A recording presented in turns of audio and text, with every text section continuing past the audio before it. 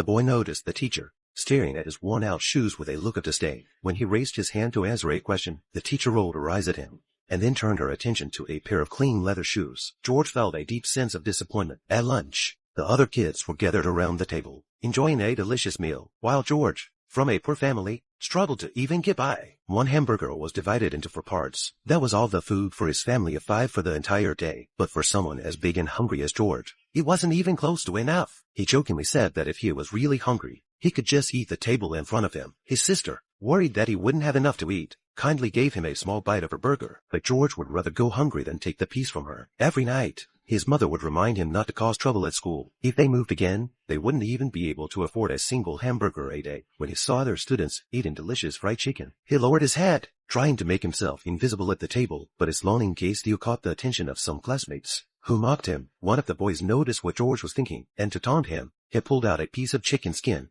he didn't want to eat and dangled it in front of him. Then he threw the food he was picky about onto the floor, using it to humiliate George. Under the constant insults and pressure, George's anger finally exploded. He stood up suddenly, stormed over to the boy, and in the next moment, the boy was on the floor. In the end, George was expelled from school. It wasn't the first time he had been kicked out for fighting. His father had abandoned him when he was young, and his mother, just to keep her children in school, had to move them from place to place. Poverty made it impossible for them to pay rent, and the 5 of them were forced to squeeze into an old, abandoned shack. All they had there was cold and hunger. George grew up in such an environment, but through his own hard work, he managed to become someone impressive.